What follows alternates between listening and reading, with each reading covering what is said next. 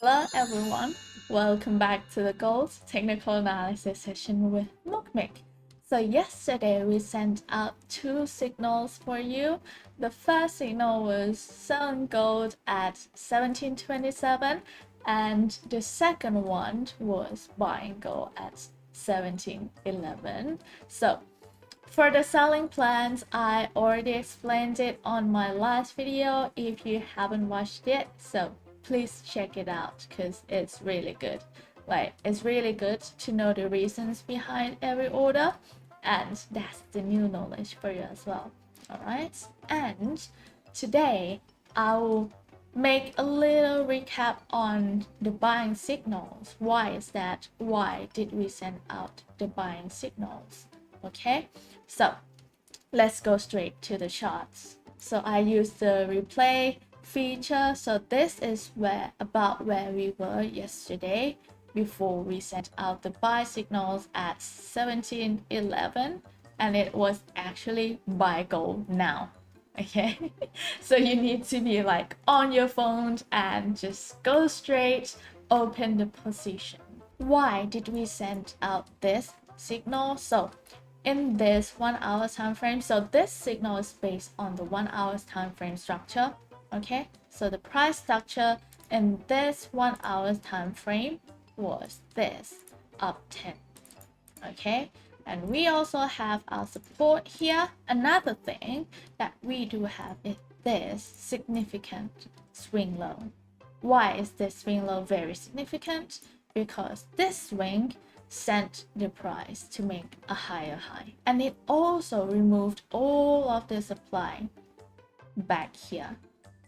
Okay, that's why this swing is really important, and this is exactly where we sent out the signal that you can buy. It's again at this swing low.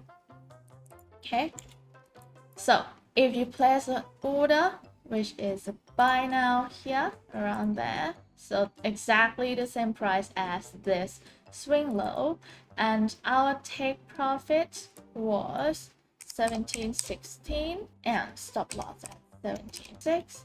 And what happened was the price take our order to the TP really fast, and if you want to make it a risk reward 1-to-1, you can. So that's about 1-to-1, and that's you got to take another profit again. So you can make TP1 and TP2.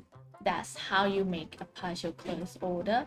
Alright, so that's the first order. We would be closing at 1716, but you can hold it to make another take profit at around 1720, because 1720 could be another resistance that we need to be really careful with.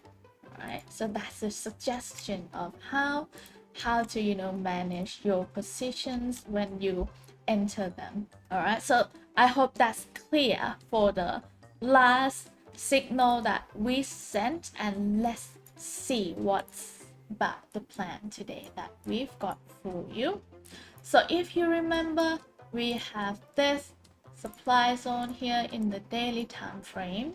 It is pretty weak, but we do need to be careful about this supply anyway.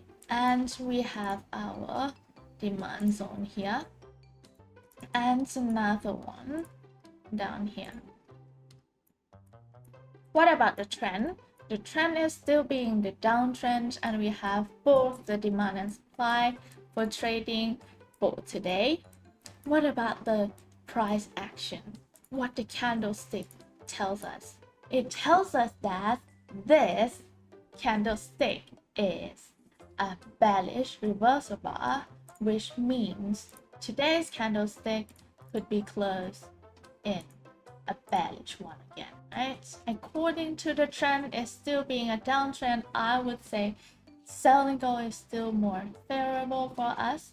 Okay, so we will be focusing more on selling gold, even though we are in this demand zone, because trend is the most important thing that we need to be considered. So let's drop down to 4 hours time frame.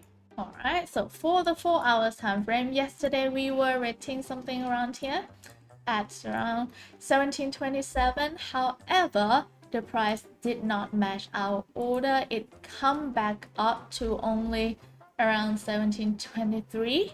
Why is that? If you have been following me for quite a while, you will know this. Okay, it's because this 17.23 used to be a very significant support. As you can see, it used and rebound, bounce back for quite several times. Once the price could not be persisted over this support, it will turn itself into a resistance. So that's why the price starts to drop from 17.23, even though it haven't touched our supply zone in this 4 hours time frame. Okay, so it decided to use this resistance rather than our supply zone up there. What we have more is this demand zone is a rally based rally, and we have this origin of the move here as well. Let's go to the 1 hour time frame. So in the 1 hour time frame, we have this significant level as well at 17.20, which could be considered using it as the resistance for today. Okay, so I said we would be consider selling gold more than buying gold. However, you do need to watch out for the confirming signals. All right, so I will share it today. So the first confirming signals that we usually use with gold, the first one is that low twice or double bottom, and then wait at 17.20, and we would go for a sell. What's another pattern that we could be consider? Another one would be this classic divergence. Okay, but you need to check this chart with the RSI. So the RSI needs to make a lower high like so. Okay, so this is the bearish classic divergence. And another one would be the QM cell pattern. If you have been following me for a while, we like this pattern very much. Okay, so that's the QM cell pattern.